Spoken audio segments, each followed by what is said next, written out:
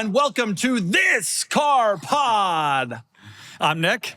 Hoovie's here today. I'm here. I don't know where Filippo and Ken are, but we got Nick and we got Hoovie. This is an A- lineup, and I'm excited. And we're going to start by talking about the news. Start with our first news story, please. I want your take on all these news stories. The new Kia Telluride. Tell us what you think.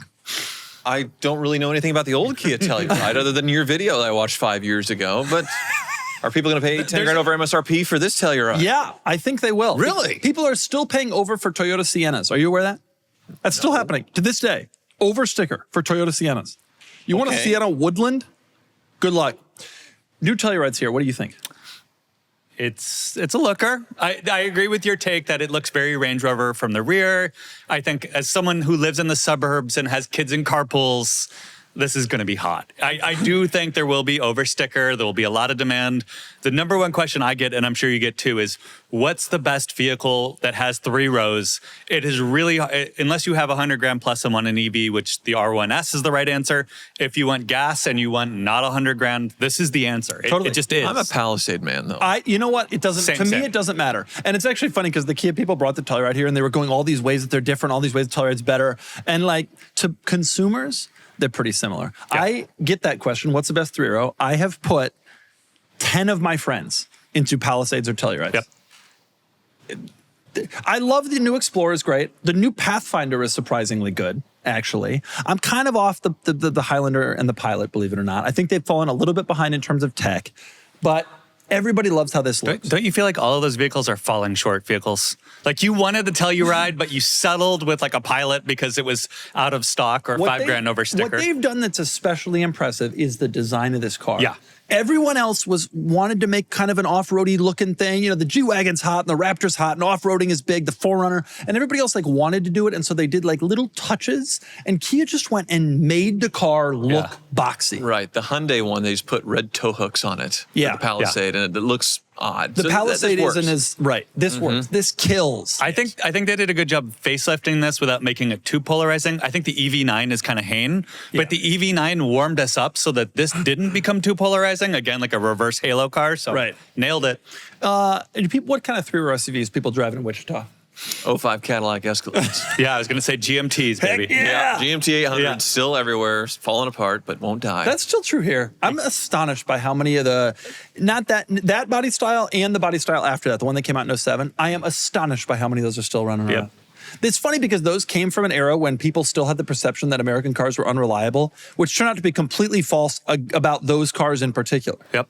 They are falling apart. Like the materials are not that good, but you can keep them running and running. Rust is happening. The interior looks horrible. The paint's falling off, but the drivetrain's still going. Up until they did the cylinder deactivation stuff, they're solid. Oh, was that the problem? That was the thing. The active fuel management kind of killed that. You didn't want to deactivate the cylinders. You wanted to keep the cylinders active. This is America. Guzzling that gas. Yep. You want to guzzle.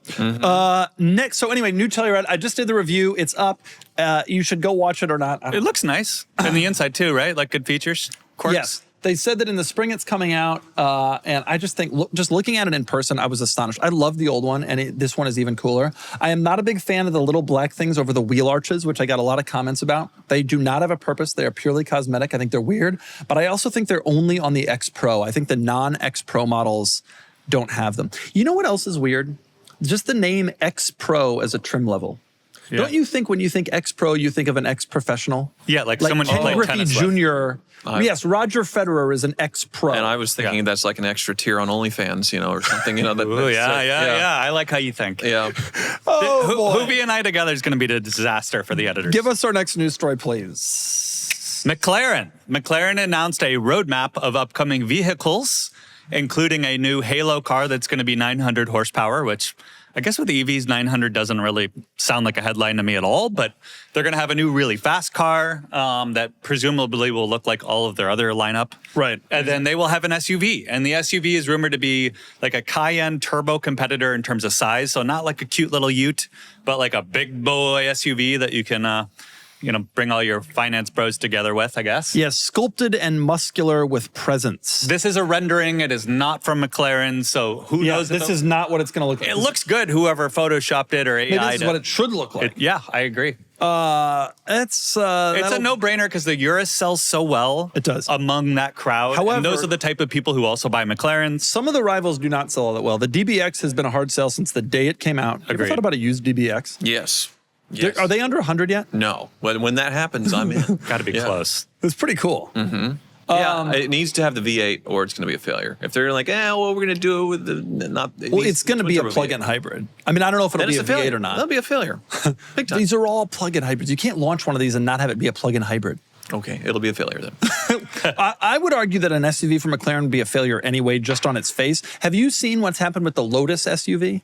No. Lotus, you know about this. Lotus launched an SUV called the Electra, but it's electric and they build it in China. And so it has a huge tariff and it's like $250,000 and nobody's purchased one. You're not interested in the Lotus Electra? Never seen one. No. No, no one has. Yeah.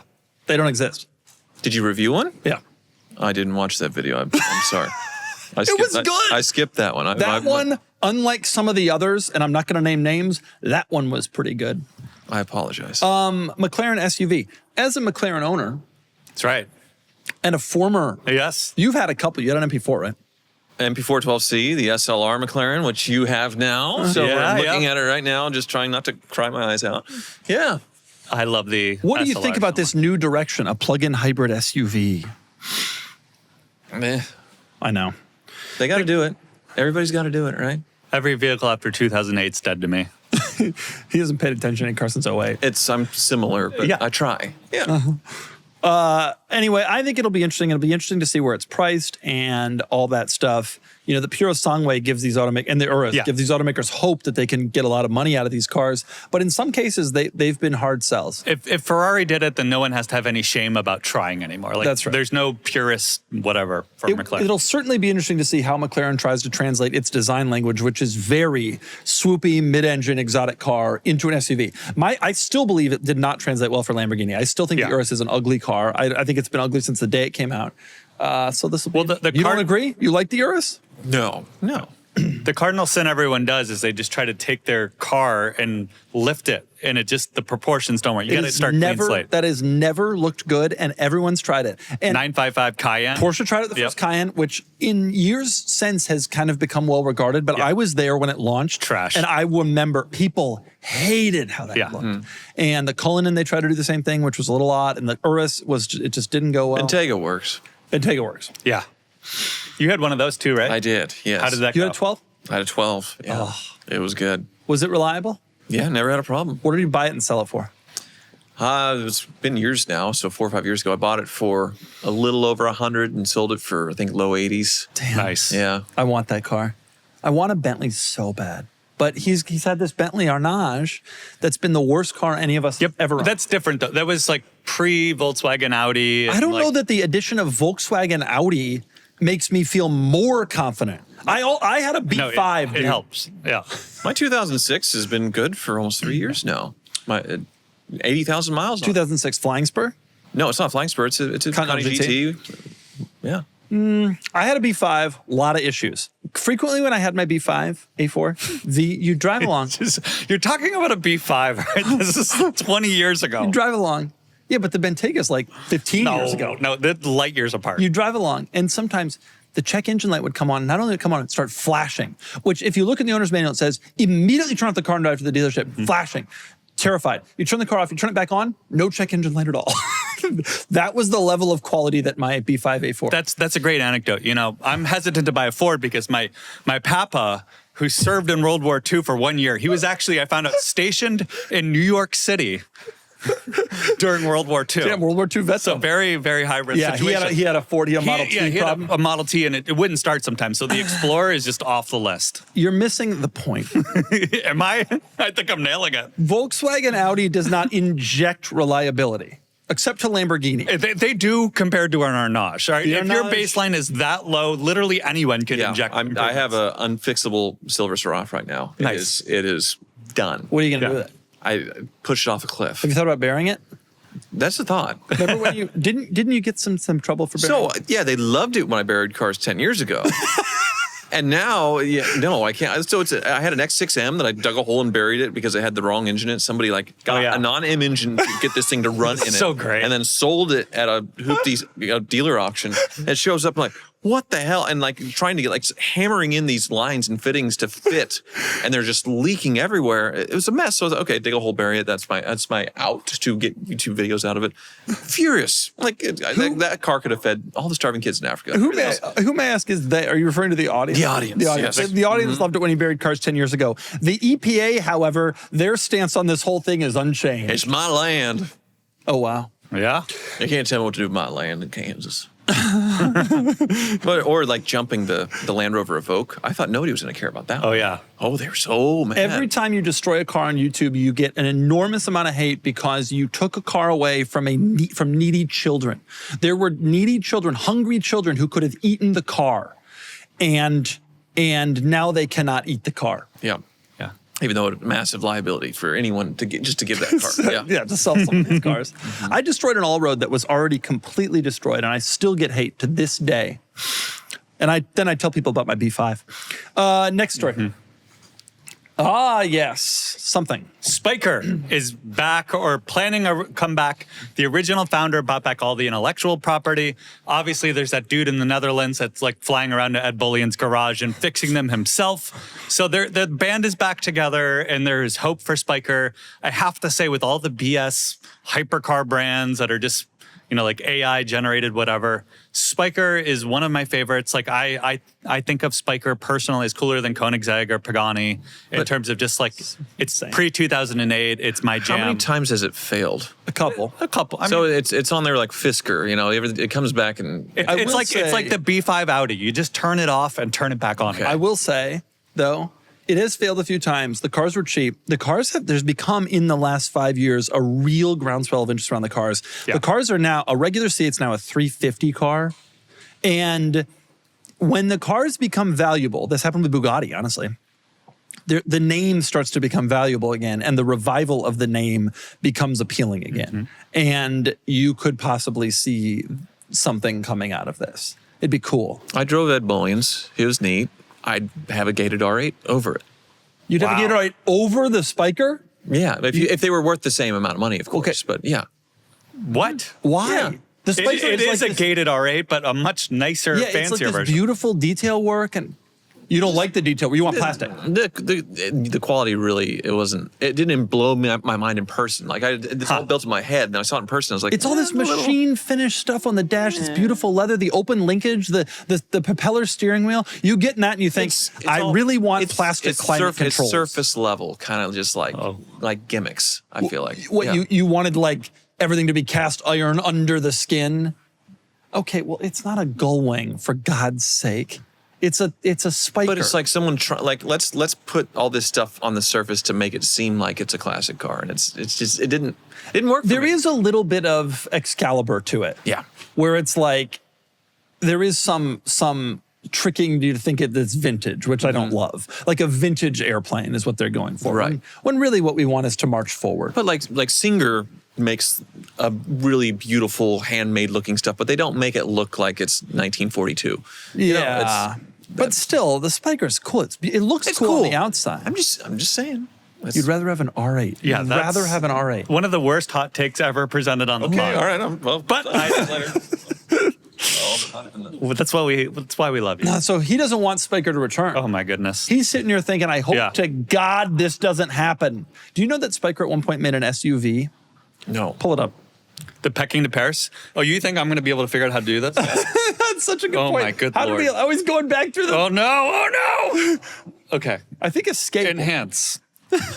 All right, we don't have to do... Okay. Oh, wow. Here, okay. I did it. If I Pecking pull it to up- Paris. If I pull it up on my phone and like hold it up really close to the Paris. to the No, Pecking to Paris is the name of a... Peking is the name of a... SUV. Okay, well, that's better. Images. Look at that. You know about this? Oh, geez. hot boy.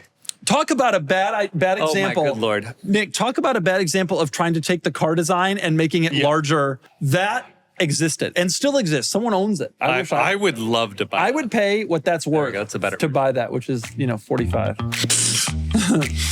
The big tech guys don't just want your money, they want you. They track your every click, every site, every move online. But here's the thing, you don't have to play that game. I use ExpressVPN to stay private and in control. ExpressVPN hides your IP address, the key that data brokers use to trace everything you do. Just one tap and boom, your data is protected across your phone, laptop, tablet, whatever you're using.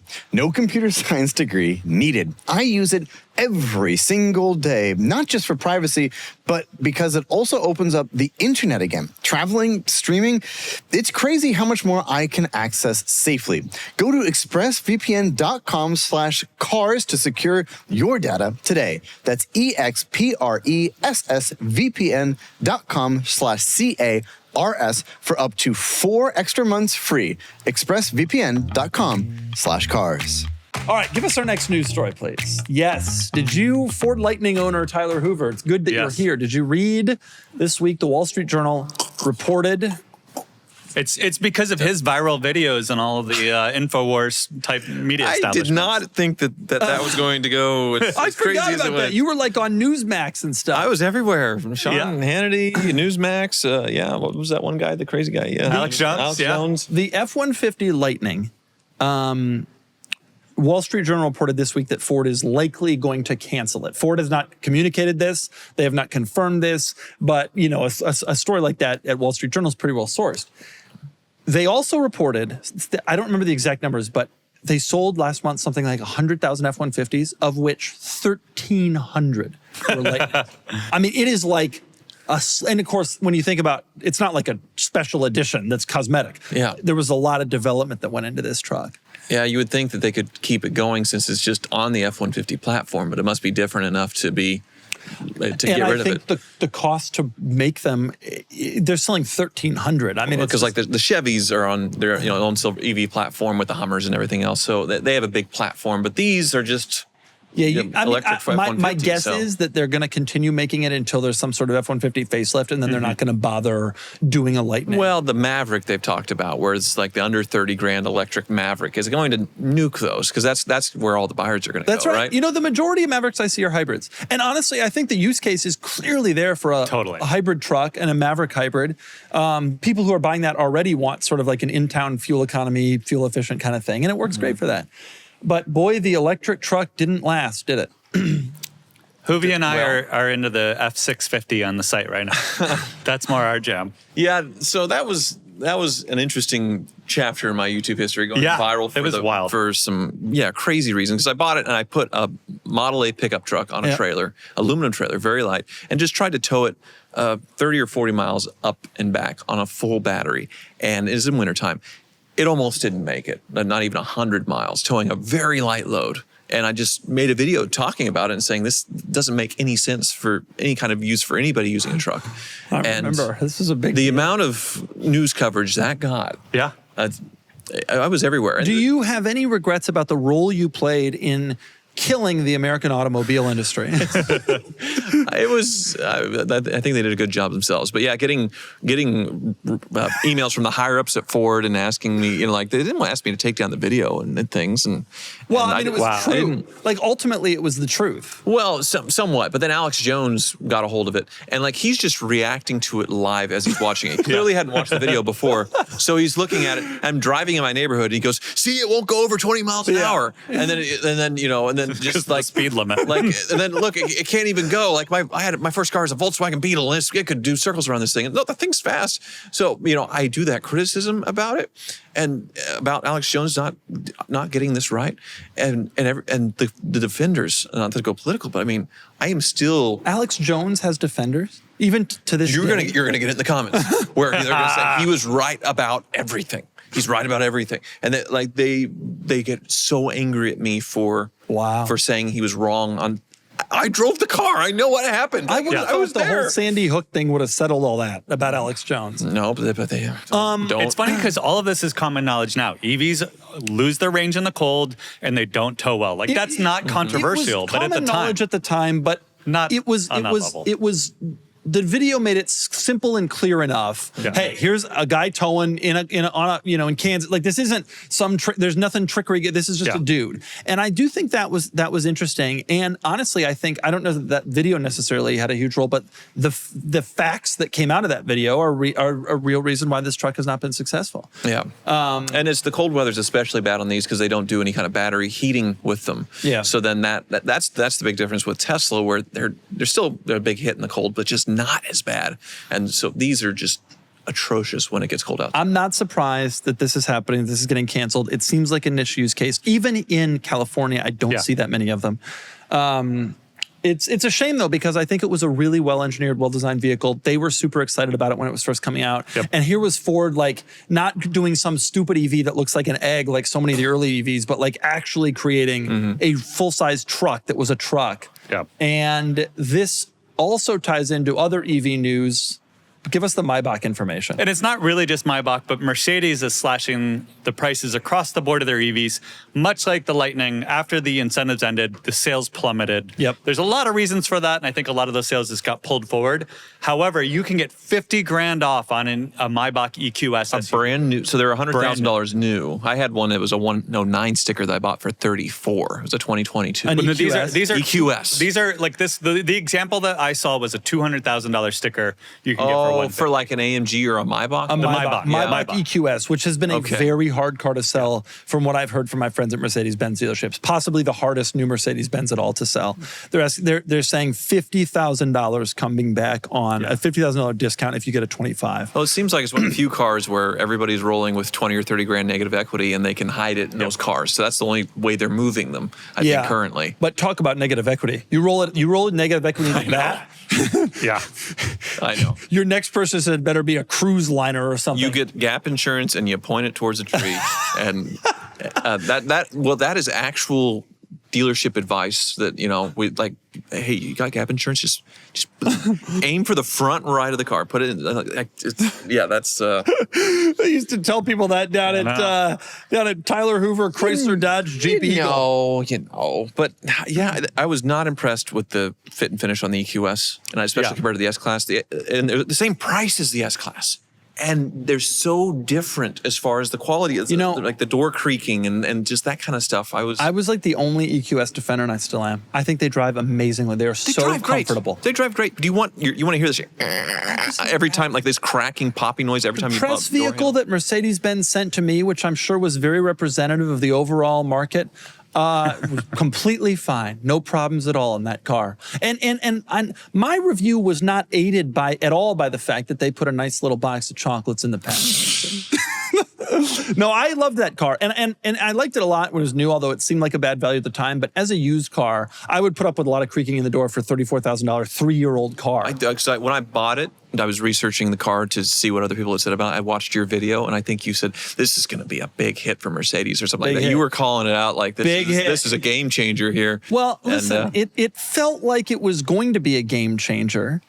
In part because I reviewed the car on Halloween and the infotainment graphics all changed to like pumpkins and things. Oh, they got you on the like, they've done it. Yeah, they've got it. Unfortunately, that distracted me from the fact that it was a $130,000 electric car that nobody wanted. It was tough to the pumpkins. They had jack-o'-lanterns on them. It was very anyway. Yeah. I'm sorry. Smart. Okay, next news story, please. Jeep 392 is coming back. I'm not sure that it went away. It took a year off. But the big news is that there's two pieces of big news. Number one is it's coming back at an $82,000 sticker price. I looked this up in the last year that it was in production, it was a 102 sticker price. So they dropped the sticker price by $20,000, which will surely alienate a wide variety of people who paid $100,000 over the last couple of years. Yeah. And they were discounting them pretty heavily though at the end. They are going to release, this is true, they are going to release one new special edition Jeep every month throughout this year. Month? Every month. They're calling it like 12 for 12. And on the 12th of every month, a new special edition will come out. So this is what's going to fix Jeep. This is Chrysler. Chrysler was going EV. They were doing all this stuff. Then they axed that. The CEO's gone, and they're like, let's go back to what we do best. Big engines and special editions. So like a restaurant having their special. Yeah. That's their strategy now for selling cars. Like, okay, we got goulash. To go bad tomorrow. We've got Peking duck. Yeah. That's what we got this month. Anyway, I like how Toyota does it, where you get a special color every year for the Right. TRD Pros. That's kind of neat. I think you can tell. But every month, even the hardcore Jeep people won't be able to be like, "Oh, that's a February car." A pumpkin spice, Wrangler. I'm going to say something. Oh yeah, definitely got to do pumpkin. I'm going to say something that is going to surprise you, and maybe you a little bit, but especially you. And I'm going to say it, and then we're going to move on. There are times where I have considered a G500 Cabriolet departure and a Wrangler 392 arrival. There Wow. are times when it has entered my mind. I think they're cool as hell, but 100, no. 80, No, I'd get a used that's one. still a lot. I mean, a Wrangler. It's deep down, it's a Wrangler. Yeah, if but- you think the EQS had bad fit and finish, and Can I ask you a question? Since you're stuck in 08, what do you think a Wrangler costs? 16? 14? they're affordable, they're gettable. Come at me from the TJ days, Nick. Wranglers are like 50 base. I mean, kids in my high school had them. You did a 2-inch body lift and you in my put high some school. 33s on it. It's like I with don't a think the YJ. quality's that bad. They're just basic. They're old school off-roaders still. They kept to their core. It's great. Yeah. My Paul has one. He likes his. Yeah, Is that true? 392. Yeah, Wrangler. They yeah. do sound good. They sound great. Yeah. This is your grandfather? My Paul, my dad. Your my father. actual dad has a my Wrangler Faja. too? Yeah. Yes. Mhm. What else does he have? Okay. In the Middle West, we don't use mom and dad and grandma and grandpa. We say papa, pa, Right. ma. Because I call you my daddy. And then of course, Hi, daddy. Steve. Steve sometimes. Yes. Yeah. And Karen. This is 2 years younger than You my haven't daddy. done that in a while. Daddy? Yeah. I'm sorry. Did you miss it? No, but I you know what I miss about it? Not that weird voice. Yeah, Daddy. That can go. But what I miss is people coming up to me at car events and saying, "It's Daddy Doug, you're Tyler Hoover's daddy." I miss that. Damn it. Well, Do you think you've spread your wings now and you don't need me I anymore? think I have created my own little universe in Kansas, and you have here with Cars and Bids and all of your people that are your daddy to them now. Oh. so I feel like it's a What bigger he's saying is someone else, maybe someone named after a month between March and June calls him daddy, and so he doesn't want to confuse him. Kenan doesn't call you daddy. No. Okay, move on to the next news story. CarMax. CarMax is apparently failing, doing poorly. Things are down. Year to date, the stock is down 58%. Hoovie, take us through. Give us a CarMax memory. You worked there. I love CarMax dearly. Of course, began in this industry by exploiting CarMax's used car warranty. Do you remember who bought CarMax 20 plus years ago? All I remember is that Circuit City founded CarMax. Yes. They were the creator. They didn't- created it, yes. Yeah. Yeah, well, they sort of made it off, basically created it, but sort of bought into it, yes. It's like Circuit some Wayne City- Huizinga stuff. It was like that. Circuit City commissioned a consulting company to find out where there were market holes. Wow. And the consulting, unstarted to Circuit A consulting company actually adding value. Yeah. Wow. And more value than Circuit City even Right. had. So Circuit City at their peak started CarMax. And so wild. That's true. All this is true. And the consulting company said there are not nationally recognized chain used car dealers where people have like a belief in their quality. It was all spotty. And so they launched it. My first job in the car business was at CarMax, opening in Kansas in 2006. wow. The initial plan, because it actually Great started, time to be in car sales. it started in the 90s. The initial plan for CarMax was to only roll out in the southern states because they could prevent a lot of the rust and other issues that happen. And eventually, of course, became national. I think it even eventually went to Canada. But for a long time, they were only in kind of the sort of southern rim, the sun belt of America, if you will. And then Hoovie was there selling cars. I was. Yeah, my first car I ever sold was a Trailblazer. What was the best car you ever sold at CarMax? I don't think there ever was really a good one. I mean, there was some high-end trucks and things, but they didn't have really cool oddball stuff that they occasionally do now, especially in Kansas. CarMax. So I didn't make very much money there because there's only $200 fixed commission a car. There was no haggle. And people in Kansas hated no haggling. So I left, maybe 6 months in and went over to a Chevy, Cadillac, BMW store and made $1,500 on my first car because the 07 Chevys had just come out. Oh, the full size, the Full Tahoe, size, the Silverado. And so all all that, and that was hot. The Escalade revised everything, so it was a hot time to be at a Chevy store, and did much better there. Yeah, it's a cool idea though. Get a nice warranty. Pick up a warranty on that electric BMW. There you go. Why are they struggling? I would think this would be a great time to be CarMax. Why would you think that? All the new cars suck. No one wants them. They're all overpriced. Get a used car with a warranty. It's not going to work because they're still having to overpay to get inventory. There's very Is that few it? I mean, it's like nice Carvana. lease returns, and Carvana is kicking their butts on the bidding. So Carvana, wherever they get their magic money from, beats CarMax on their trade-in bids Gotcha. by thousands every time. The Carvana experience also just so, if you have a BS car, Yeah. not the kind you'd sell on Cars and Bids where you should never use Carvana ever. Well, and you guys do the comparisons of how much more the Yeah, cars bring yeah. in Cars and Bids when there's something interesting. When But, they're interesting. but if you have a Kia, Yeah. not a Telluride, maybe, Or but not a Singer GT. But if if you you have a have a Kia normal Soul, car, a Zinger? Carvana is so, not a Zinger. I don't know what to do. Singer. Everyone knows I love to keep my M5 Ultra clean. It's a part of my routine, and it makes me feel great to see it looking its best, clean and crisp. When it comes to myself, I'm equally as picky, and to keep my beard and facial hair equally as tidy, I turn to Harry's. Harry's has long been providing a premium shave at a practical price, and we've loved their products for years. However, after a decade of development, Harry's recently introduced their most advanced razor yet, called Harry's Plus. For this new razor, Harry's engineers revised their blade honing techniques, pivoting system, blade spacing, and handle design, all in the quest to provide a barbershop quality shave for much less than the competition. Each German design blade is honed at 3 different angles, which allows it to strike cleanly at the root without pulling on your hair, meaning a cleaner, smoother shave. I use the Harry's Plus razor to clean up around my beard, and the shave feels as smooth as my SL65's V12. I also love a company that stands behind their product. If you're unhappy with your test shave, Harry's will make it right. No questions asked. So, what are you waiting for? For a limited time, our listeners can get the Harry's Plus trial set for only $10 at harrys.com/cars. This set includes the all-new Harry's Plus razor, 1 refined 5-blade cartridge, 2 ounces of foaming shave gel, and a travel cover to protect your blades on the go. Just head to harrys.com/CARS to claim this offer, and after purchase, they'll ask you where you heard about them. Please support our show and tell them that we sent you. If you have a normal car, Carvana makes it so easy, and CarMax never greatly pivoted towards the online thing. It's just still so brick and mortar focused. No. And I saw somebody was complaining about CarMax recently because they just wanted someone to do a walk around video of the car before they shipped it to the store. Like, can you just do a walk around video? We can't do that. Yeah. Why can't you do Right. That's not in their system. Because to dude's be able only to do getting it. $200 max for the thing. Yeah. Get someone with their I ain't doing phone to text it, and that's not our system. That's not our protocols to be able to do it. CarMax strikes me as one of these things that's gotten so big that they actually make it harder for their dealers to sell cars, which was a common complaint I heard when I was in the car business. You make us get compliant flower pots and compliant trash cans, and it's all these ancillary things that doesn't matter. We're just trying to sell cars. You know, I'm actually not into cars. I'm just into lowballing the out of people. So CarMax is against my religion. It was so hard training people in Kansas.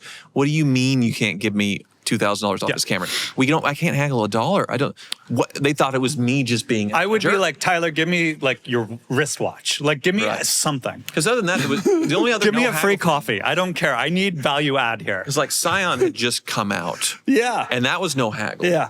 And so, but young people were buying that, so they got that. But then, like normal people, Midwesterners coming in to buy a used Camry or a truck, and they're like, what? This, yeah, it was annoying to them. Well, I can get this down the street for this much. Right. Mm-hmm. You know, there's only one car I didn't lowball and haggle out of. It was an SLR. Oh, how beautiful. You know, Here, what? On Daddy that did it subject, for you. I had such immense respect for the seller that I was just like, you know what? Name your number. I won't even question it. I didn't even Just tell me what's fair. I did not even give you like a moment's thought that because there is. It was like I'm getting what I paid for it, or I'm just keeping it forever, and that I was okay with that. The real answer is he didn't think I was a buyer. No. He's just like, cheapskate Nick is just wasting my time. Because Doug opened it and said, "Hey, we can sell this SLR for $200,000." And I was like, "It's been on fire." No, no. Yeah. Hang on a second. Doug lowballed you. Hang and so on. I didn't have to. We need to cover this in a moment. We need to move on to the Talk Car segment and cover this officially. I'm sorry. The Talk Car segment is brought to you by Piloti, who makes driving shoes and excellent ones. Nick, thank you for taking your worn shoes and placing them on. They're fairly new. They look brand new. Piloti makes driving shoes. You ever have these shoes? Yes. You have yes. Pilotis? They've sponsored me as well. Doug And they hadn't give you heard the of them. shoes? I've never wonderful. heard of them until they sponsored him. And then now he's a I'm a huge He's a convert. believer. They're great. They're great. Yeah, they're comfortable and they actually do work for. I mean, like pedal transition and things. It's real. It's also like littler. Like I still Yes. can't wear them in my Countach, but like it feels better to drive a car with pilotis than with clunky shoes. Agreed. This is a real thing. We probably have some discount code or something. We'll throw it up on the site. But if you're a driver, if Use you're the code actually Hoovie 20, so I get it. But, You get 20, we No, get I don't 15. Use them both, and then they're 45% off. The heel is curved in the back. Anyway, I'm converted. I'm legitimately and honestly converted to these shoes. I think they're great. Buy some and use our code because otherwise it makes us seem like we're not doing anything, which honestly we aren't really. Okay, I want to talk about a couple things. The Talk Cars segment. Indeed. But I don't want to start with this. But leave it up because it's an amazing background. Yeah, I'll leave it there. Agreed. I had an incident earlier today. I'm driving down the freeway there in a sports car. Let's leave it at that. And I'm driving fast because I had to get here. I was up in Irvine. God, do you ever go up there? Okay. And I come upon on the freeway a Mercedes 300 SL Gullwing. And I'm like, oh my God, this is an unbelievable thing to come upon. And it's Hoovie. And I was going pretty fast because I was trying to make an appointment. And anyway, Hoovie starts getting behind me and is going fast at the same speed. And I'm going not slowly. It's a little bit over the 65 mile You're an in hour a speed. modern sports car with double the horsepower. Yeah. Yeah. Going pretty quick. And this 300 SL, and I'm looking in my mirror, and this is the coolest experience I've ever had in my life. There's a 300 SL behind me going hard, left lane, little through traffic, a 300 SL. That's what it's built to do. It's the world's first supercar. It was amazing to see it drive like that. Yeah. I couldn't believe it. In 1955, when 100 miles an hour was the sound barrier, that thing was 150. So it's easy to do, if the speed limit is 65, to do 80, 90 for a second. It's no problem. For a second or 30 minutes, but that didn't happen. In Mexico. We went down to Mexico and then came back. I wasn't on the 5 freeway. I was on the Uno. Yeah, there you go. So you just drive that thing like that? Yes. Why wouldn't you? Well, it's old. It's fine. It's worth a ton of money. You're not scared. You got insurance. What? Yeah, but just if drive. you want to make that call to your insurer? No, I sure don't. That's the thing. And then if it's a fixable accident, that it would be a year before I got the car back, and I'd still be making payments on it. So that is a little bit of a thing. But You're making payments on this car, 70 years old? Yeah. What's that like? How's this structured financially? Similar to the Bugatti. Yeah, I did a collateral swap actually. So you do like a lot of interesting financial instruments. Yeah, because I didn't have a large infusion of cash from an investment firm, so I have to finance my things. Yes. So you drive around in this 300 SL hard. Yeah. You should have seen it. Yeah. Imagine you're going pretty hard, like you're kind of doing as fast as you feel comfortable with cars around, and look behind you. There's the 300 SL. You go through this thing. Yeah. There's the 300 SL. I did 1,000 miles in the car a month ago, so I got very comfortable with it. Right. A few years ago, I did the Mille Miglia, and then you drive them way, way harder than that because the Italian police encourage you. They're like escorting you, and you're trying. And if you're not keeping up with the Italian police when they're escorting you to race across Italy 1,000 miles, they're mad at you.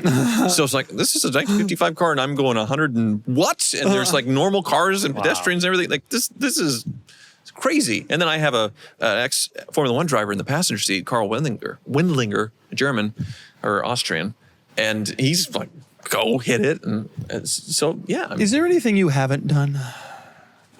Well, apparently not call you daddy enough. I'm jealous of Hoovie. Aren't you jealous of Hoovie? Oh yeah. He lives on a farm. He did the mealy miggy. It's called saying yes. Your favorite word is no. Like, oh, just kidding. How do you know that? Everybody knows that, but how do you know that?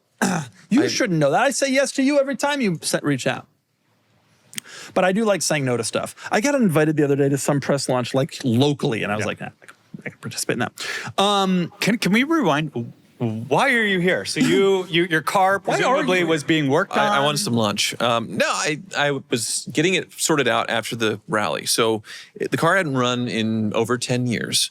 But I was expecting something, not as nice as this. So Matt Ivanhoe, the Cultivated Collector, will give him a shout out because he got dug his Carrera GT and found me this Gullwing out of an estate. But it kind of ran but didn't because it had been sitting for so long. The fuel was bad. So the first going through the Classic Center, they woke it up, but then you shake it down. So we did the 1,000-mile 300 SL That's rally, a shakedown. where it was very fun. It was beautiful and all that stuff. The Goldwing owners, every one of them were over 80 years old, and it was we didn't drive them that hard, but we had fun.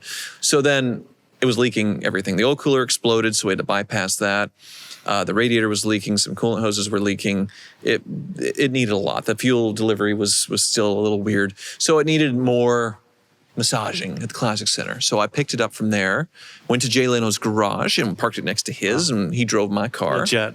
And then down to Daddy Doug to say hi, Daddy, for old time's sake. There we go. He's making up for lost time. Yeah, eventually I hope Doug wants to film a video. The intent was to park it next to his Carrera GT and be like, look, we both got our ultimate dream cars. We were talking about them in Auto Trader in Atlanta 7-8 years ago, and now we got it, but his is Broken. busted. Yeah. No, it's fixed. I just haven't been up there. And it's sad because on that drive we were doing today, we drove by the Porsche dealer where the car's sitting. Could have just picked it up, but I don't have a ride back. I'm thrilled you have this 300 SL.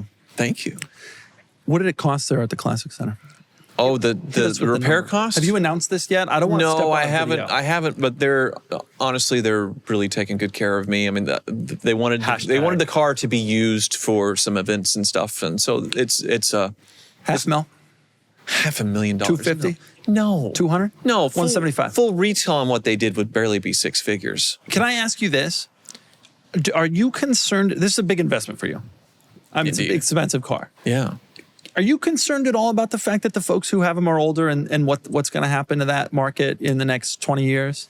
I am, but I'm not at the same time because I'm done being Mr. Speculator and Mr. Buy Sell and all that stuff. And this was the adult dream car for me since I was 16 years old. Yeah. You want to keep it forever. If I would love to keep it forever. If I have the ability to do so, great. If I have to sell it down the road, at least, hey, I did it. Yeah. And that's out of my head forever. It would suck if I did it 20 years later and it's a $500,000 car instead of a $1.5 million car. But even then, you would have had the experience, which is real. Right. I'm young enough to drive it on the highway like that. Yeah, for 1,000 miles. And I bet a lot of the people on that rally, don't drive it like that or wouldn't drive it like that. No. It was really impressive. Yeah. Congrats. Yeah, I'm proud of you. Well, congrats on the SLR. Yeah. We all. Cheapskate Nick, as I started calling him, because I know. That's true still. After me getting mad at Doug for saying the SLRs are going to not go up in value, Which is true. it's Do you know, not you know true. the main reason I do this podcast is because they provide lunch right beforehand. Yeah. And I get hungry for lunch. Cheapskate Nick. Yes. Right. Speaking of Cheapskate Nick, over the weekend, me and Cheapskate Nick and another fellow got our cars together and we created this picture here. Justification for higher education. Do you remember 2005? Yeah, it looks like the movie Red Line at the starting line. Yeah. That's what. It so does.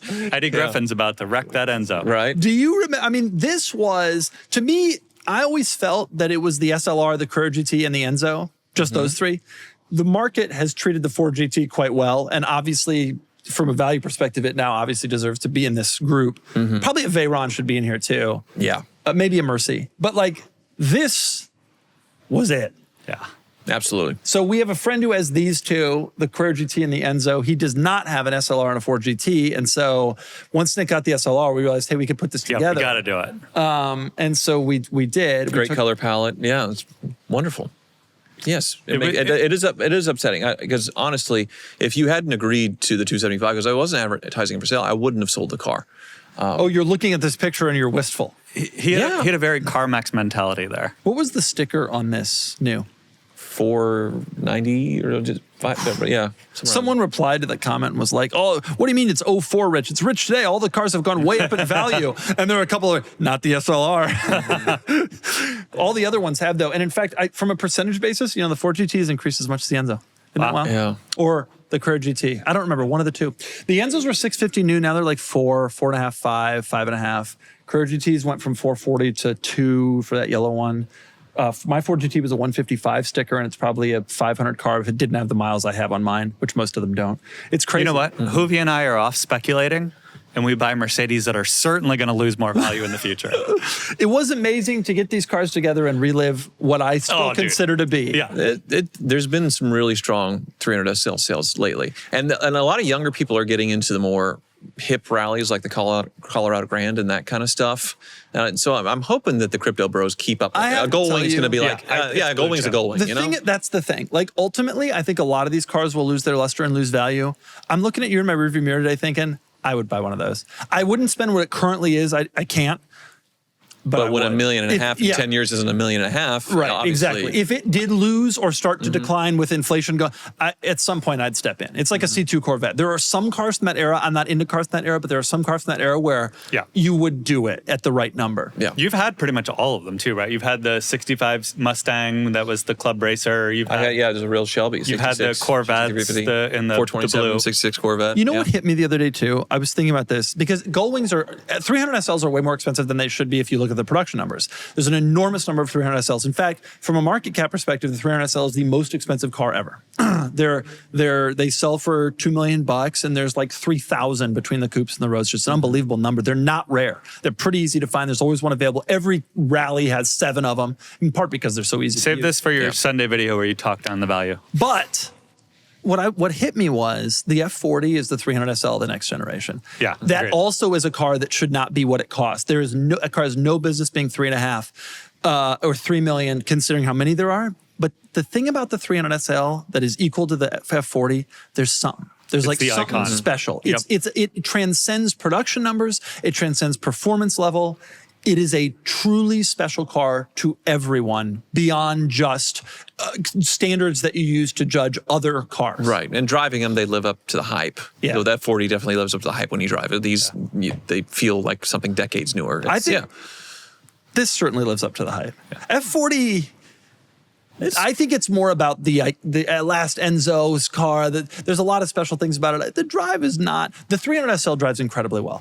I never really understood why so many people use them on vintage car rallies until I finally drove one. And then it was like, oh, you could just drive it.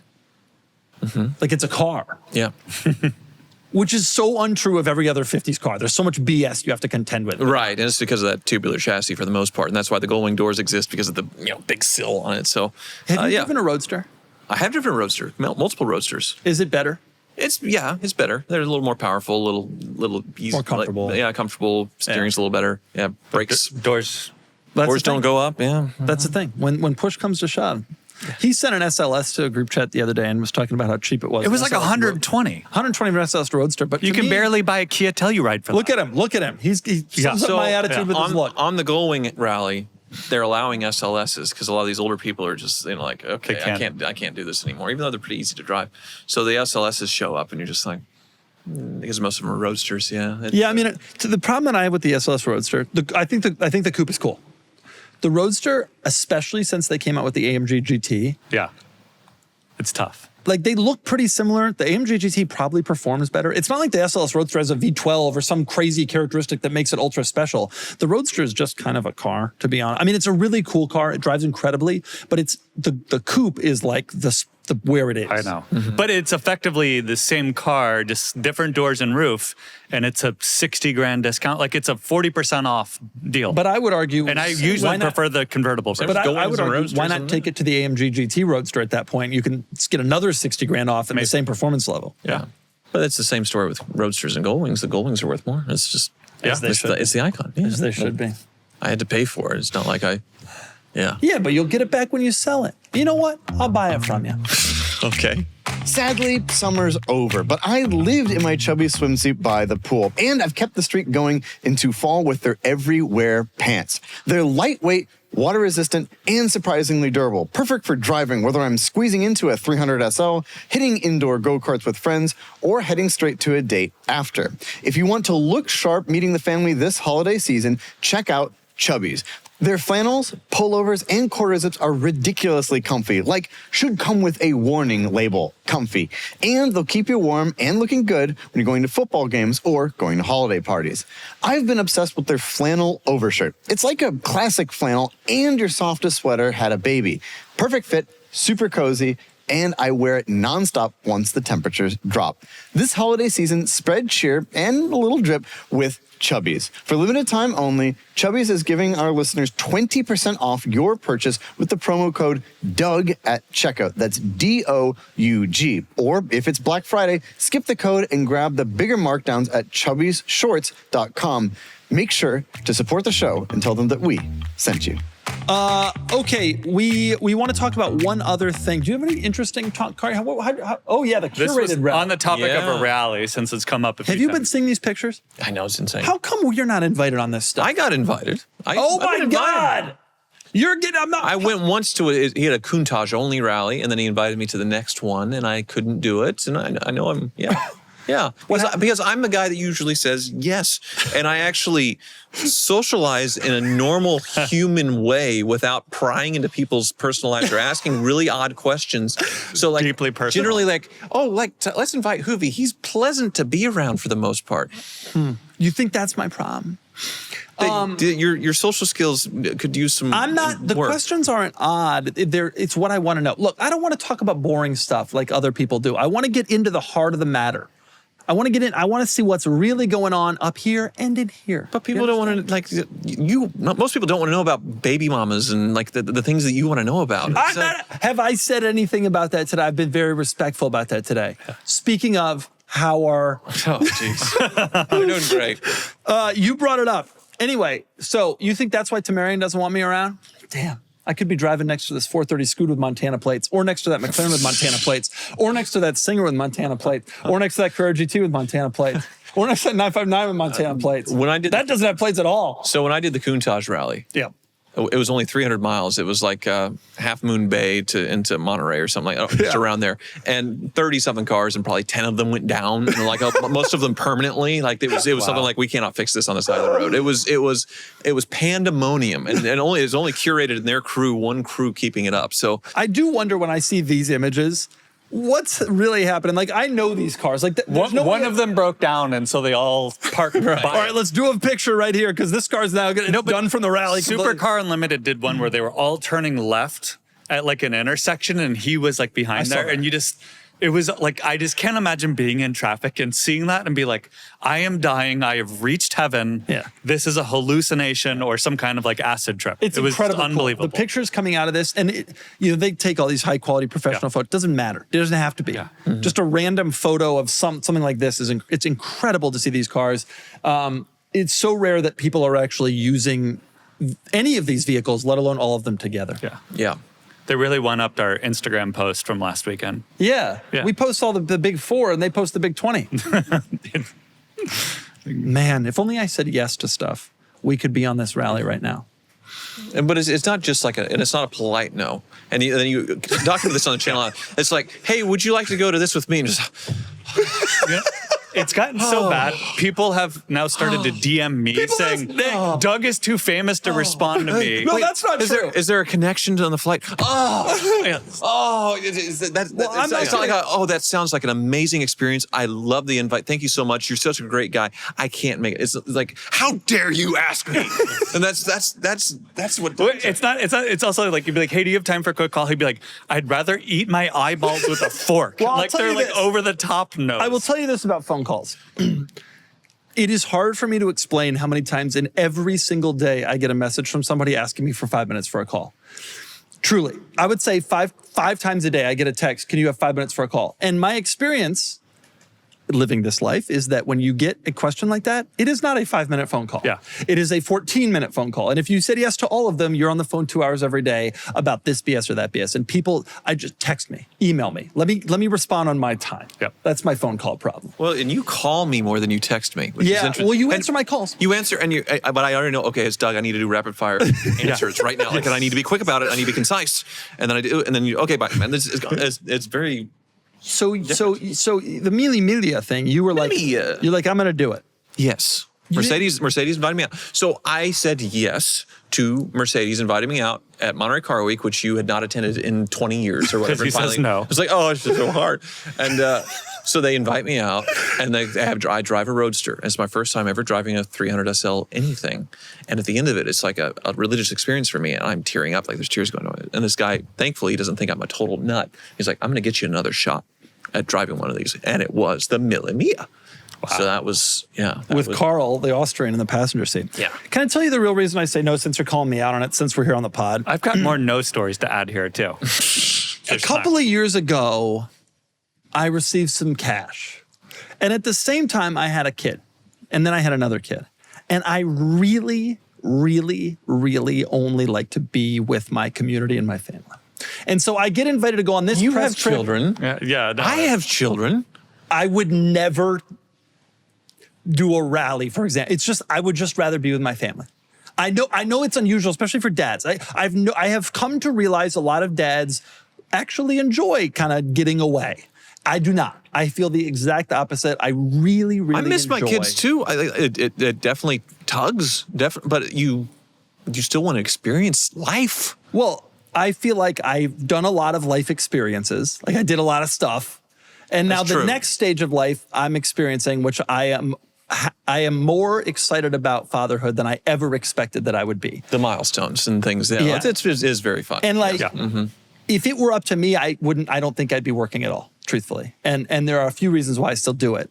But I really, truly, truly love being there. And I do say no to all, I used to say yes to every press trip, and I would be gone all the time. This is before I had kids, and it was fine. It was life. But I just don't have to anymore. But I did trick-or-treating with the kids, and then up at 6 a.m. to make it to Las Vegas to see the most Bugatti Veyrons in one spot ever at the Wynn Concours, because that's never going to happen again. It was cool. And the pictures were cool, and it seemed neat.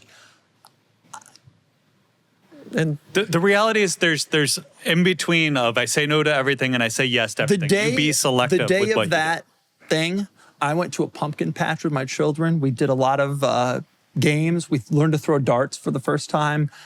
Preferable to the Bugattis. So I lawn darts with the kids. That's your magnetic. Oh, Magnetic. oh, okay, all right. I'm not casting shade. Like you do what you want. I'm sure you have a great balance and it works. But like for me personally, I killed myself for 10 years for this job. I traveled all over the country, all over the world, shooting these videos, trying to be number one, the very first. And I was, and I still am for years and years and years. The first, the best, the most views. And operating that level for that long is hard. And eventually, when you don't have to do that anymore and you're able to slow down a little bit, I just realized like what I actually love is the time with my family and with my community. My Okay, friends, well, let's do a little role play then. I'm John Tamarian. Okay, I'm giving you a John. call. All right, John. Hey, John. Hey, Doug, Hey, how are John. you doing? Oh, yeah, hey. Do you have to, wait. First, I'm texting. Do you have 5 minutes for a quick No, call? sorry, John. So then it's done at the very beginning. It's done. You've lost that opportunity. So then, okay, but then he actually gets through the call. How's John the family, how's the will kids? DM me and say, can you put me in touch with I will Doug? tell you this. I joke about how I want to be on this rally. I would never do this. So if you called him and say, hey, would you like to come? No. You would Maybe, and here's my thinking also. This is another thing I've learned about the children. 10 years from now, the children are not going to want to be around me as much, and I can be as excited, okay? And so at that time, I probably will start doing stuff like this. And I've already thought to myself, I got invited with Audi to go on a crazy press trip to Germany where they had a brand new concept car that I was going to be able to drive. It seemed so cool. And I turned them down. That week, we had a couple of kid events, and I just didn't do it. Every month, I volunteer at my kids' school. I teach an art class at my kids' elementary school.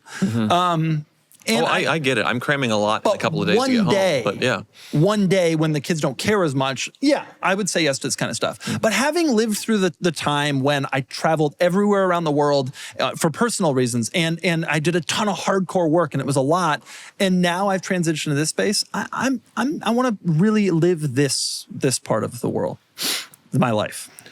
Noble, but you were still the same way with the nose Oh before my God, that, so. I wish I was. I said yes to everything. I had to do everything. I mean, I flew across the country to the you were Model 3. you were doing you were doing that for work, but as far as like YouTubers didn't have access to events and things like this back then. Like 5 years ago, asking to get into a coil as a YouTuber, like what, so it's a little different nowadays. I don't like personal trips, I will say. Yeah. Like free personal trips are like not a thing for me. You were like shocked I didn't take my car lift for free at my house. I paid retail.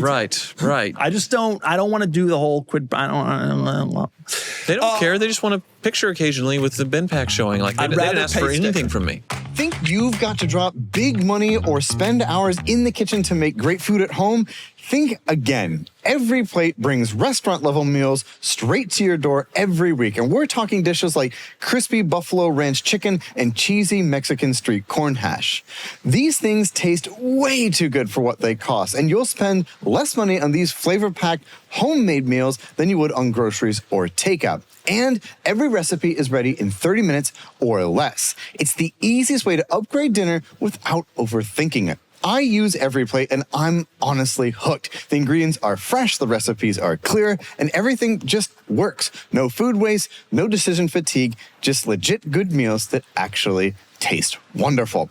And with new recipes rotating every week, you'll never have to ask what's for dinner again. So what are you waiting for? Dig into these flavor-packed meals that your household will love. New customers can enjoy this special offer. Only $1.99 a meal. Go to everyplate.com/podcast and use the code CARS199 to get started. That's everyplate.com/podcast, promo code CARS199. Limited time only. Speaking of saying yes to things or saying no to things, I got a surprise story for everyone. Oh, wow. This is exciting. I chose yes. Oh. Oh, my. Oh. Welcome I back to the club, got man. another car. Yes, fellow P38 owner, fellow yes sayer over here. Tyler, I'm sure will appreciate. Was it cheaper than mine? It was free. It was free. Oh. A listener of the pod, Ryan, you're the man. I hate you. He sent it to me. I paid shipping only and a new battery. I have a P38. It's on my YouTube channel if you're watching this now. Why are you doing How are the head gaskets? It runs and drives. It does leak a little. It doesn't have a glove box for some reason. How are the head gaskets? It's good. It's good. Okay. It's actually at a mechanic now just to confirm it's good. But Which? it's got new BFGs on it. Why did you do this? I love the P38. I missed it. It just felt like I lost like a finger. You know the rest of them are going to kill you. It's not just me. The rest of them are I know. gonna That's kill why I kept it a secret until now. And I wanted to get a reaction from you all of how mad you are that I got another one. you. It But upsets me for the following reason. We had the P38. We moved on from the P38. you moved on from the P30. I stayed. With You the P30. sold it. You were done. I wasn't done. I sold it. Did but the Arnage teach you nothing? not to get another Arnage, but Did it not teach you that you don't want to take up space in your life, in your garage, with a car that doesn't run? it's I feel like I've learned enough about the P38 that I kind of know how to do this now. I can finesse it. I can whisper to it. It's going to leak a little. I'm going to lift it, get the bull guards. We're going to go off-roading. It's going to be so much fun. See, I already got the bowl guards, so. Yeah, I know. You ever have $200. Have I done what? Have you ever had one of these? He just bought I one. just bought one for $3,200 at Barrett Jackson. It was the cheapest car to sell at Barrett Jackson. Yeah. And it was nice. What year? It's 2000. What year is this? We're going to do what Ed Bullion did to Murcielagos and hype P38s until no. they're unobtainable. No. You could never. People absolutely will Well, not. clearly they're free. Literally free. There is not a Land Rover shop in this country that doesn't have 6 of them sitting in the back no. in various states of air When I pulled into the new mechanic, it was literally parked next to a parts car P38. But yours isn't on air ride, is it? No, it's been coil spring converted. It's a 98, but it has some of the facelift Yeah. bits. That's what I was surprised. When I said in the video, nobody's still riding on the air ride with these. And then people are in the comments, my air ride still works. No, the I never really EAS understood purists the are benefit. super into EAS. I never really understood the benefit of EAS either because have you ever driven them back to back? It doesn't ride much better. I thought it'd ride better because they're kind of It doesn't. trucky with The main benefit is that you can lift it. You can get it taller, Yeah. which I actually did use in my 06 a lot. Like when I was going on the beach, I would lift it up because sometimes stuff would get caught underneath. But that's not that enough of a benefit to deal with the hassle. Yeah. I can't believe you've I'm done so this. happy. It's bringing me immense joy and pleasure. I say yes, Doug. When I does say this pod yes. come out? Is it delayed a day or two? Friday. Friday. Why you got it? I something got, announced? Ooh, the embargoes are getting lifted. I mean, I'll do a little spoiler. All It's right. not that it's- I found a mint California one owner 99 Cadillac Escalade. Nice. First gen. First year. OG, first year. First year. How mint. And it has the bars on it. The Four-wheel the drive? bars. 4-wheel drive. Wow. Black. How many miles? 90,000. One owner. OE California wheels? car. Not OE wheels, but I can find them really You'll find easy. them, yeah. How many Escalades have you had now? A bunch. A bunch. But now, Lost count. but I'm so excited to have the 99 Escalade and the 2000 Range Rover. Both, and this one has Oh, yeah. aftermarket cattle guards on it too. Oh, you could make your Nice. own music It's just- video. Yeah. I'm so excited to have those two. Just like in the wintertime, just like, which one do I get in today? It's just, obviously, the Chevy's going to start more often. Yeah. The Cadillac, but yeah, The Range Rover will thrilled. start. It'll just beep at you a lot for Yeah. no reason. It sounds like a plane that's about to crash. Yeah. The bongs and bings. And like the ABS light coming on is a standard value until you start driving. It's like, Yeah. what? Why? You're warning me about things that you don't even need to warn me about. Welcome back. Yeah. That we had an Escalade in the shop. I did a video on a first gen I know. Escalade, and it isn't luxurious anymore. You know, by today's standards, you drive around, feels like a Tahoe, but I still think it looks good. It still drives fine. The motor's plenty potent, and yeah, it starts every time. I mean, it's just Yeah. like that 5.7. And the size of it too. I know that the SUVs are wider because it's safer now, but that size just works too. Yeah. And that being a truck frame, that trucky feel at that size, because now like what's the Equinox is the same size Yeah. as a Tahoe was 20 years Yeah. ago. Wow. But it's a unibody. It feels different. It feels like a car. That's Right. still, it's just perfect. Yeah. Wow. There you go. We're all getting big old SUVs. Yeah. We're saying yes. I got a You're getting a Sequoia. Jeep.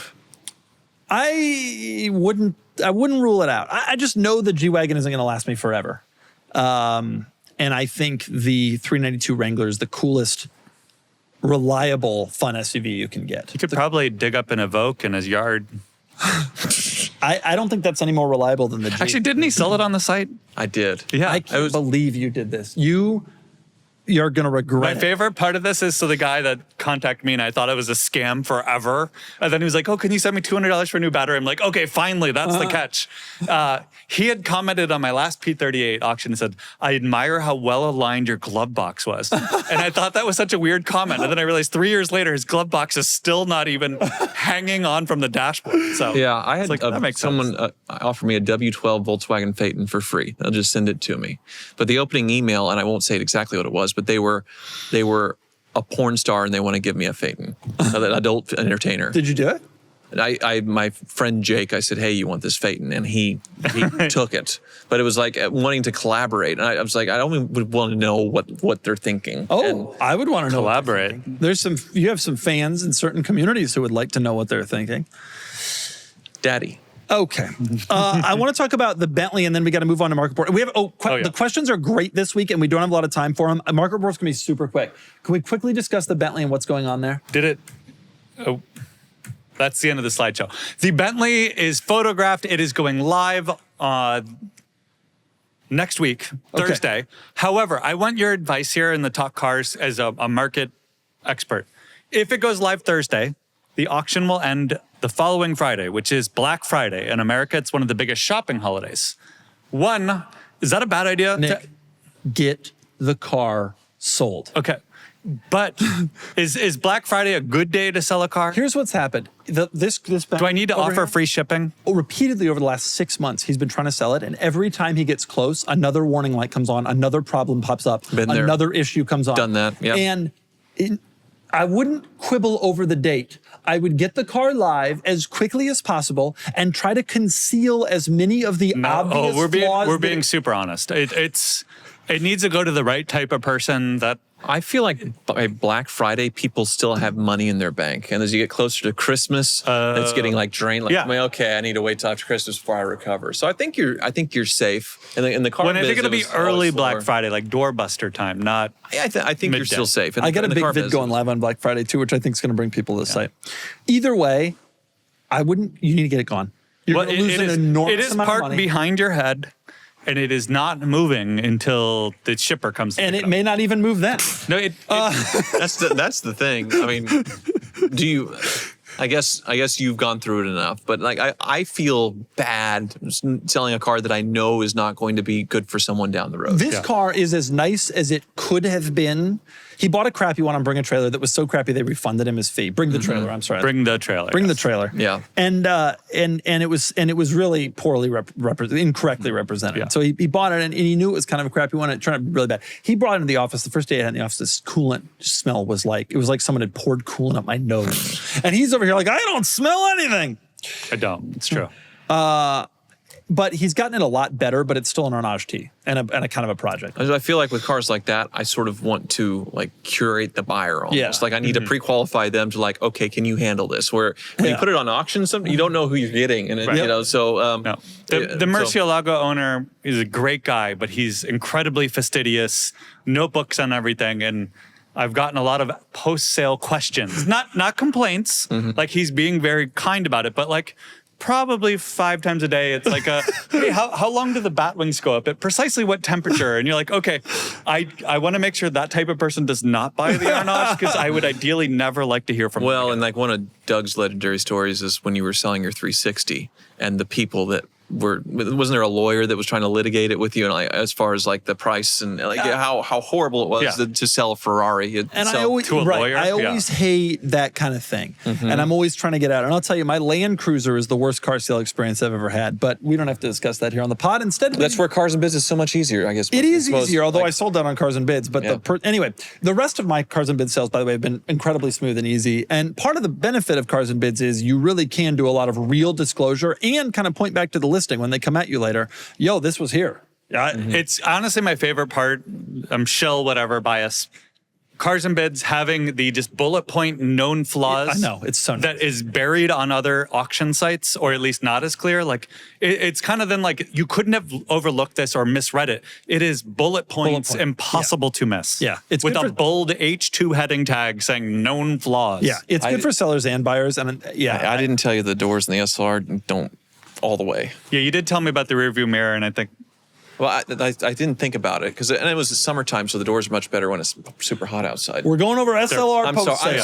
sorry. No. Okay, we need to do market report and then we got to move on to questions. A lot of the questions, believe it or not, for some reason, apply to you.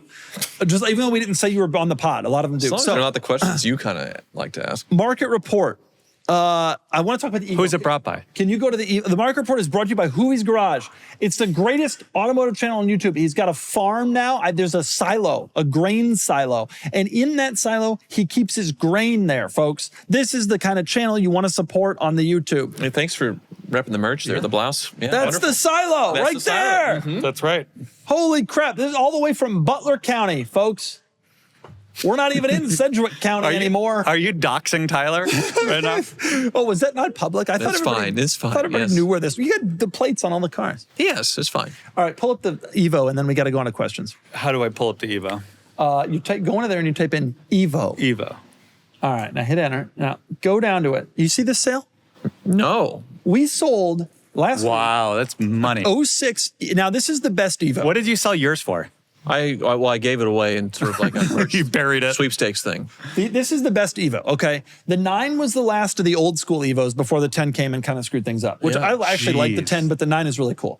The MR was the high performance one, super rare. Not many people got it because it had a lot of stripped out stuff that like made the experience worse. And then it's an 8,800 mile car. None are left 8,800 miles. One owner, none are left one owner. However, a $75,000 Evo sale astonished me. I was really, really, really surprised. I obviously really nice ones are desirable and valuable. I did not realize they were reaching this levels of desirability and value.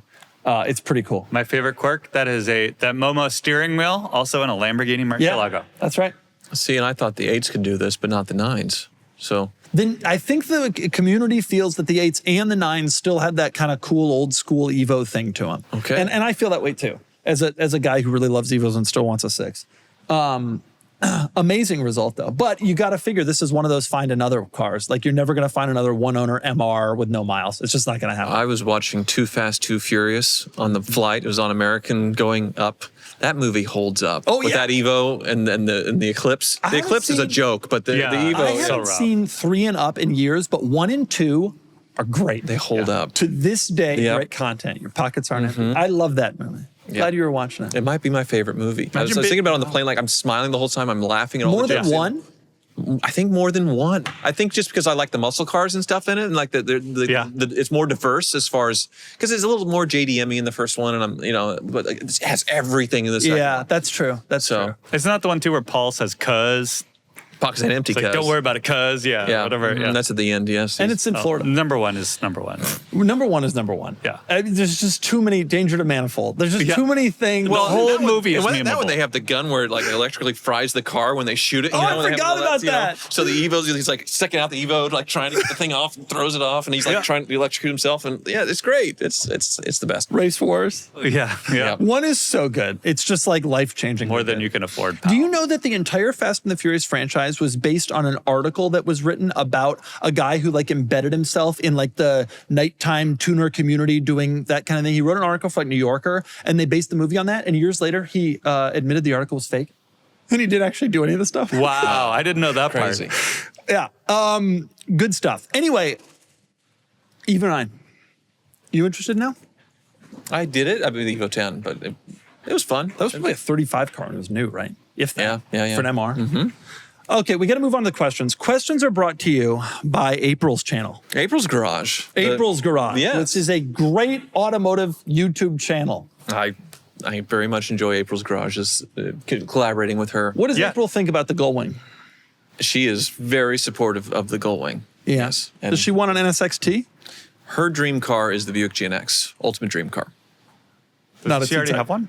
It's She has a the El Grand Camino National. one. Oh, yes. But not the GNX. She wants a GNX, a real boy. Mm-hmm. Hard to blame her. That's a cool car. Yeah. I love those things. I love Grand Nationals too. Okay, first question. I want to get this out of the way from JT921. Doug, the owner of Biondi Lincoln, is building a Lincoln Bronco G-Wagon, wants to get in touch with you. Everybody on the internet has reached out about this. I understand that this is happening. This is where you can be polite. Are you going to say no? It's not related to me other than he's doing it and he wants to tell me, but I want Lincoln to do it. Like my whole point in that rant that I did a couple of months ago was I want Lincoln to do this OE. It's cool that people are doing it. I'm sure this won't be the only one. I want Lincoln to go out there and make a G-Wagon. Like Abraham himself? You're not going to give him crap for that? You're going to let that go? They're dad jokes. We're all dads here, you know? All right, Yeah. next question. Now that we've done that. I agree. It's OE or it's a modded Like, car. I think the mods are cool, and I'm sure, I hope he does it and does it really well, and I think that's awesome. But my point was not that it could be done. Of course it could be done. I think Lincoln should do it. You know what I'm surprised by on your site? The shocking number of Charger convertible conversions. Yeah. That look Challenger. OE. Yeah, Challenger. Yeah, I knew I was going To this day, I think one of the great mysteries of the entire car industry is that they never did a convertible Challenger. Has this ever hit you? Like, I know, yeah. why But didn't they do that? people are doing it in mass and they look nice. The Camaro and Mustang both came in convertibles and was a pretty good chunk of sales. They sold the Challenger for 17 years. It's not like they couldn't have made the money back on doing a convertible. And also Chrysler was famous for, they had the Sebring. I mean, I was just going to say the Sebring, the Solara. Like there's been way cars turned into convertibles. it's not even about the quality. It's just like, I'd never understood why they didn't do that. It never made sense to me why they didn't do that. You had a convertible Challenger, didn't you? No, wanted- I have the Challenger Hemi right now, the Hellcat. Do you wish it was a convertible? No, I actually don't. Yeah, you do. I enjoy it. It never made sense. The next time I'm at a Chrysler event, I'm going to just straight up ask them. But I think the polite way to say it, like, that's a really cool idea. It is. I would love to review it. The traveling's very hard, but I appreciate it. And if you would like to sell it, no reserve on cars and bids, I would love to do a video on it. You Ship think it, the polite ship way? site. ship it here, and we'll sell it no reserve. You think the And- polite way to do it is like do a plug, like do it, sell them on it. Well, no, collab. like I would love if they want to bring it here and sell it on cars and bids. Please, that'd be Take the wonderful. guy and do a little 90-degree. This is a little bit of polite salesman-y kind of things. Like, hey, the first one, yeah. This is the Carmax background talking. Carmax got Hoovie. They taught him how to sell, and he's been doing it ever since. He sold you- $200 at a time. He sold you that SLR. Well, Abraham, if you're listening, I'll review it on Nick Rashawn, the second best Hoopty channel on YouTube. All right, next question from Reed MSS.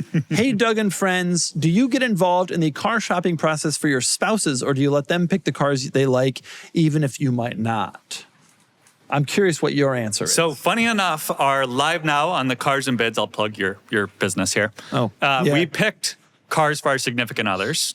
And my wife said, I watched your video.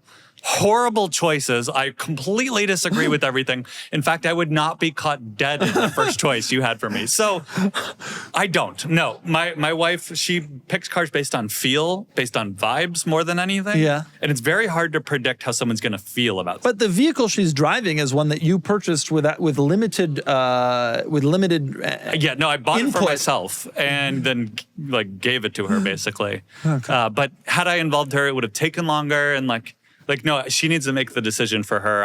I'll say like, hey, stay away from that car. It's got a horrible reputation, but like basically just veto power. I'm not going to pick it, but I will just steer her in the right direction. She's also a better negotiator than I am. But I don't understand you're saying this, but the car she is driving is a car that she had no... Yeah, it was foisted on her though. Like she didn't have a choice. Well, I said, here's a car. But what you're saying is that you allow her the ability to choose and let her do it. But what actually happened is that you bought a car and pushed it on her, and she's been driving it for years now. Yeah, now she's like emotionally attached to it. What about you? You just buy cars and then April drives them, right? Is she- Pretty much. I mean, yeah, and she's such a big She's car got great person. taste in cars, so you can trust her. It's easy. Is she still driving that town car you guys bought on the site? Yes, the Silver Rose Metallic that gets out every once in a while. She's in the right now because it's a little cold. She's in the Continental GT because the heated seats work. I tried to put her in the Panamera 4S, but it had a little hiccup. But Look at all these cars. bid on 71 cars, 7 wins. You bid on a car last week. You bid on an Escalade For EXT. $6,000. Yeah, He needs more I can bid Escalades. on every single one, pretty much. I mean, it was never He going bought to sell it- for he $6,000. bid What on is it. this? You've been on a C-Class wagon? It was a 6-speed manual. Super base one. I bid once. No, that was We the gotta only one keep we got. Okay, I want to do the next question here. Oh, there's the winner. Yeah, the link. You bought that on the site from David. I didn't know that. A Lotus Esprit. I Yeah, want that one would of have been these a so great bad. choice. Yeah. You ever have one? No. Oh, a Supra? So cool. Mark IV? No, it's pretty. But yeah, Mark IV also. But a lot of these are just fantasy bids. Was this the car you did a manual swap? Like I as was a donor supposed car? to, and then it didn't was work. too nice. Yeah, yeah. Okay, here's a Grand great Wagoneer. question that is very relevant to you. It's about AM General. From Hercopotamus. Guys, while you debate about whether to import an Aventime, you're missing the American-made equivalent you can buy right now, the VPG MV1. You know this car? Yeah. With a face you could give that could give the multiple a run for the money. What are you waiting for? Buy a VPG MV1, sell it on Cars and Bids. Have you ever thought about getting an MV1? Not for a moment, no. But isn't it up your alley? I mean, I would guess, cancel I mean- my Uber so quick if that's what it was. right? For those That's of you what I who saw don't him know, as a lot. This is why Kenan only rides an Uber Black, is because there's a threat that this could pick him up otherwise. so true. You know what this is? Do you know what this is? This is a Not mobility car. The goal was to create a car that was handicap disabled accessible, and so they did. It's a VPG stands for Vehicle Purpose Group or something like that. And MV1 was the vehicle, and I don't think it exists anymore. But it was like a wheelchair friendly mobility vehicle. And they're around. You see them. Taxis have them sometimes. You see them in New York as taxi cabs. a lot of sometimes. medical transport. Yeah. It looks like a failed bid for a government RFP, so that makes sense. Exactly that. And to that end, they were built at the AM General facility in Indiana, which is, of course, where your favorite vehicle, the Hummer, came from. You've never you've never thought about buying one of these? Not for a moment. What engine is it? That's why I don't remember. Is it probably a 4-cylinder like the Ecotec? Looks like a bad AI hallucination. Got a big of old Honda V8 element. under the hood. Surely It's not. rear-wheel drive. Yeah, It's I knew rear-wheel that. drive with a 4.6 liter Ford modular V8. Dude, you could turn me Cobra swap this thing. Could you imagine? What? There's the taxi one right That's interesting. So yeah, it's old school taxi cab spec. Yeah, so you saw some of them in New York's taxis. for It is sure, yeah. interesting. Yeah, you do, even to this day. It is interesting. You're over here talking about how you want Panther platform. Yes, that's the built closest at thing. the AM General facility, rear-wheel drive, 4.6 liter Ford V8. That's probably closer to like a Checker Marathon than Yeah. a Panther platform. And it looks 'cause like it's not it- as versatile. Yeah. It looks like a Checker Marathon too. It is rear-wheel drive. This is it. It weighs 6,600, so it's a little portly. But you could do some weight reduction. The wheelchair ramp you could pop out. That is an obscure car question, I suppose. I'll take the Aventine personally. Okay, this is another great question that I'm glad you're here for. Dear Doug, from 63 Splitty, I just watched your newest video and I'm excited for the Celestiq review, which is actually called Celestiq. They don't call it Celestiq. Noted. Do you think we could get a little sneak peek of your thoughts? I will give my thoughts, but I'm curious what you think. You're a GM guy. This is a very unusual product. You must have some thoughts on it. I'm okay with it. Yeah, I think it's. I mean, if you're gonna have a Rolls-Royce Spectre for how much are those? Yeah, the same. Same amount of money, and Cadillac can have a Halo car that's electric, and if there's enough hip hop artists that want to buy it and things, it kind of makes sense if have a Halo car, I guess. Yeah. I'm okay with it. Okay with it. Do you think it was the right direction as a Halo? No. Do you think it's cool? Are you interested in it at all? No. They I guess because they do the electric Escalade is pretty much it. They could have just made a super duper version of the electric Escalade, and it would have like a Maybach Escalade. Yeah. I think that probably would have hit a little better, don't you? Yeah, I think that's a good point that I hadn't considered. I am surprised, given that Cadillac was a pioneer in the luxury SUV space and has been so successful with luxury SUVs, that the decision to make a flagship car ends up with a sedan, and not even really a sedan. It's like kind of a hatchbacky thing, which is cool to me, but I don't know if that design will appeal to everybody. My personal thought, I drove it, and I'll put the video will come out. And you want to watch the video because there's a ton of crazy quirks and features to this car. But in terms of my thought on the market position, the driving experience, it was amazing to drive. It drives like a Rolls Royce. It really, truly does. It is incredibly soft, incredibly comfortable. The base sticker price is $400,000. And I have trouble believing that Cadillac as a brand realistically can play in that. Rolls has trouble selling new cars. And it's hard to imagine that Cadillac gets there, especially with an EV, which I think is even a little bit of a hard And I sell. feel like it's hard to give it to the right movies or influencers, because there's not this big product placement moment where you can really do that and oh my God, look at this. Like the R8 and Iron Man where everybody sees it. So you can't make something cool enough to, I don't know, or what was the Tom Cruise with the BMW i8, that kind of thing. How do you make that cool is an interesting thing. Yeah. How do you get that in front of people and convince them this is something that you should want? I think most people don't even really know about it, and it's kind of difficult to, if you're Cadillac, to have that mouth. And it's kind of close to the Lyric as far as the it's a stretch. I mean, it's not that dramatically different enough where the R8 was wow, and the especially i8 was, because a lot of EVs have kind of a striking design, and so it's not like you look at it and instantly realize that it's a $400,000 car. But I regret the Lyric selling it a lot. Because it was the only electric car that I've owned, and I've owned many at this point just because for the YouTube channel. It's the only one that felt okay, this feels like a nice luxury. You replaced the Cybertruck with that, right? No, Cybertruck went to Lyric. Lyric went to Silverado EV. The Silverado EV is the work truck, but the big battery. You still have that? I still have it. It's 450 miles of range. I never plug it in. Yeah. Honestly, Silverado EV is going to fail. It's going to be a huge failure, obviously. However, there's the work truck with the big battery is this unspoken incredible thing. It has the most range of any Used. EV. So I got it for 37 grand. Right. It's 80 grand So sticker. for 37 grand, you get 450 miles of electric range. Yeah. That can do anything. But it doesn't. It was an 80 grand car new. It doesn't have heated seats. It has vinyl floors. That's the thing. It's just heated seats. An $80,000 car. Anyway. It's crazy. They sent me a work truck as a press car. I remember I was like, this is a wild, totally out of whack value prop, but performance is impressive and EV range is unbelievable. Yep. I haven't driven this Cadillac you guys are talking about. However, I do assume it's supposed to be a Halo car. It's not supposed to be a commercial success. Yeah. I don't know if they want to lose money on it, but they're not. It doesn't need to catch on. It just enough people need to talk about it to think about Cadillac is capable of producing a Rolls-Royce level vehicle. So I think mission accomplished just in the sense that you were mentioning them in the same breath as this. I guess. I do think it hasn't gotten around enough. I think it suffers from the LFA problem, which is if the Halo car becomes too rarefied, it is not well enough known to actually serve as a Halo car. And I think that the R8 did an amazing job of not being rarefied at all and actually being a really successful Halo car because you see them around and it makes you want an Audi. You're never going to see it. You never saw an LFA on the street. Nobody ever did. You never will see a Celestiq on the street. Maybe one here and there, like an LFA, but it's not enough. And we are talking about them, but we're also like a very in-car podcast. A regular person knows what an R8 is. Sure. And won't know. And all of us would rather have a CN. It's probably the last ones to do it, like a Cullinan, the Urus, the Maybach GLS. Those are all ones where the normal public's like, whoa, look at that. Like that I don't think the Celestiq's going to do it. I agree. I agree. Yeah. Okay, two more questions from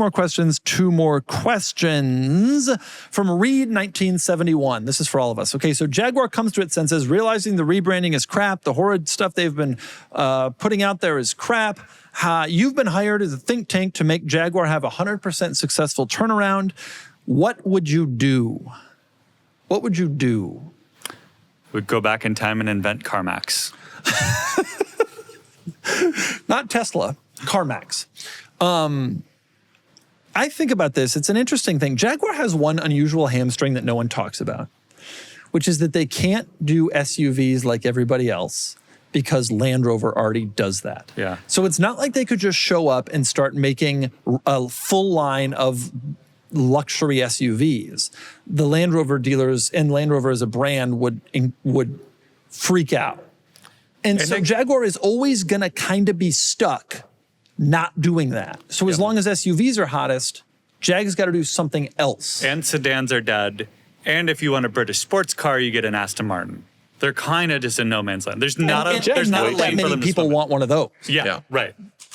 If anything, Aston should buy them and just put them out of business so that they are the British sports car manufacturer. I think what you do, you take the small luxury sedan, you do a version with 600 horsepower and put a giant cat logo on the outside. Yeah, Project 8. You remember that? Yeah. I'm super into that. I still want one of those. That is Yeah. one of the few cars. I do too, but for like 45. Yeah. Not 200. I don't think they're 200 anymore. You remember that car? They're deep six figs. Would you buy one of those? Big spoiler. Yeah, it's dumb. No. Yeah, they're You wouldn't get one? They did them with rear seat delete. There's also the sporting, like the shooting brake ones in 2012. Yeah, the XF. Yeah. What Pretty would cool. you do if you're Jag? I would probably partner with like a Japanese manufacturer, Wow, that's a like Honda, and just create a luxury car with like a Honda underpinnings. And then because their reputation for that's just done. Yeah. But I guess Honda already has Acura, but I'm trying to think of some way to just like, hey, so it's this, and it's 40 grand. That's interesting. Go to Mazda and say, hey, you don't have Mazda, a luxury yeah. brand, but we have a name. And if you and here's a way to do this on the cheap. Decent styling, short of the last concept. Like Jaguars have always been pretty. That's not the stupidest thing I ever heard, especially because like MG has become a Chinese, like there's Yeah. proof that this is actually a and possibility. you could take the Miata and bring back the E-Type with the Miata. Yeah. You could. I do think in any Jaguar future iteration, a true halo sports car like the E-Type is an essential. Not like the F-Type, but more expensive, more rarefied, and probably more exciting in order to at least make it cool again. Like something really cool. Well, what if they did? I mean, guys, I guess they did it with Alpha Fiat or whatever, where it was a Miata thing. But what if they stretched the nose a little bit to make it You couldn't do a 4-cylinder. I mean, you have to. But it means you get the Miata platform, but you stretch the nose and to get a bigger engine in the front. But it's basically a Miata. It is an and interesting like point, though. Like a CX-5 and 7, it just lugs it. Just nice. Great. Yeah. Yeah. Yeah, it is an interesting point. That's actually not the stupidest thing I ever heard. That's me putting it politely. Yeah. That's you not That's saying actually no. truly, it's not a bad idea. Because the current iteration is done. And I remember when they announced the new thing and did that video. Did you see the crazy video with all the weird people? Everybody's like, "Oh, they're going woke. They're going to go broke." And my point was, they're already broke. Yeah, they're done. This isn't going to hurt them any more than they're hurt. This is like the flailing death, But like, the name fine, is yeah. still valuable. Yeah. And so to your point, you could take the name and put it to something kind of appealing that maybe isn't as costly to launch, that already has a dealer network. Okay, final question. Oh, this is a good one actually for you. I'm glad we have this one. From Financial Crisis. That's another reason why it's good for you. You don't want financial advice from me. Doug, I bought a 2001 Boxster S after seeing your original 986 video you did a few years ago. I just reviewed a 986S a couple of weeks ago. I love that car so much, especially for the money. How often do you have people approach you that have bought a car because of a review you did, and do they tend to agree with your assessment of the car?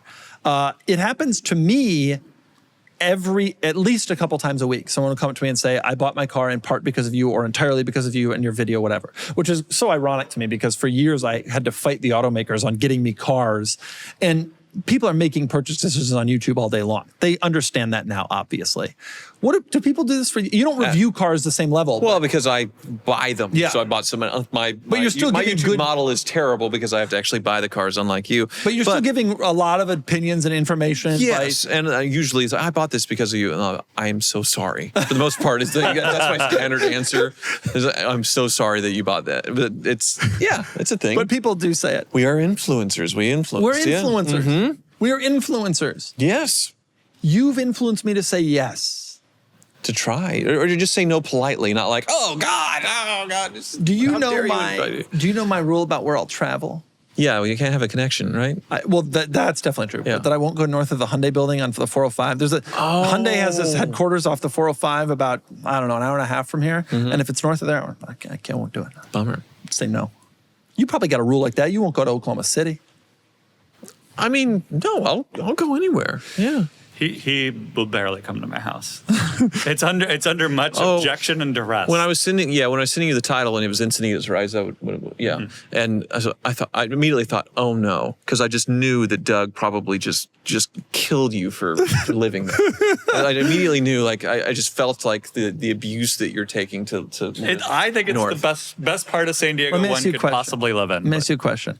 Would you go to Tulsa or Oklahoma City more likely? Tulsa. When cars sell with Native American license plates from Oklahoma, who titles those? Yeah, I don't know on that one. You ever go to Joplin? I go through Joplin quite a bit. Would you rather go to Oklahoma City or Kansas City? Kansas City. Really? Isn't it further? They're the same. They're the exact same distance. But Oklahoma City has the basketball team. Kansas City has the Royals and the Chiefs, and it's much more of a culture. What if it's the Missouri side of Kansas City? It's all together. There's State Line Road where neighbors No, living but I across the thought- street Or are. in different states. Yeah. Kansas side of Kansas City and Missouri side of Kansas City are like Bloods and Crips. Not particularly. Not that I know. If you're on the border, you might get shot. Not really. No. That is not the situation. I've been there once. I was in Leawood, which was, it's like kind of a rough area. Lee Hood, we call it. Am I right? Leawood. And I was just warned, do not go near the border. This is all we know about Kansas, dude. This is what we know about Kansas. We've been through Garden City. I've done I-70 the whole way across. Give me a Kansas fact that is interesting. We'll end the pod on it. Give us a Kansas Yeah, fact. that's a good ender. Yeah. There's nothing. That's not true. Okay. Didn't Wichita... So when the Arkansas River comes to Kansas, Yeah. it is called the Arkansas River. Oh. And if you call it the Arkansas River in Kansas, you will be shanked. Oh, shanked. Wow. Damn. Oh, there we go. Rock Chalk Jayhawk. Oh, nice. That's what they say. That is what they say. Yeah. Yeah. Before they I was shoot a you shocker. on the Missouri border. I was an angry husk of wheat. That's my college. Which is Wichita State, right? Wichita State, And then yes. there's also Kansas State, which has this sort of hard to understand Wildcat logo. I've never really gotten how I mean, it like looks. half the schools in America have a Wildcat logo, including This my one is alma weird, mater. though. This one is weird. Yeah. You agree it's weird? It is. Yeah. That's what we'll end on. The Wildcat logo is weird. Hoovie, thank you for joining us. It's been a pleasure. We get the 300 SL in the office. What an honor, honestly. Thank you. I mean, about once a year is perfect. That's not very polite. I'm sorry. Goodbye, everyone. Bye.